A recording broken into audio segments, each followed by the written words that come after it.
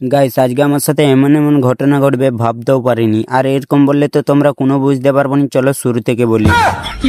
Guys আজকে সকালবেলা ঘুম থেকে উঠে হালকা করে ঘুরু ঘুরু করছিলাম, তারপরে বসে পড়লাম হালকা করে খাবার খেতে। হালকা করে পরোটা আর ঘুগনি খাবার পর চলে গেছিলাম আমার বিল্ডিং এর ছাদে ভিডিও এডিটিং করতে। তারপর আমার ভিডিও এডিটিং কমপ্লিট করে চলে গেছিলাম হালকা করে গোসল করতে। আর এত ঠান্ডা পানিয়ে ভাবছিলাম আজকে গোসল করবনি, আর এদের গোসল না করলে আমাকে ঘর থেকে বার করে দিবে।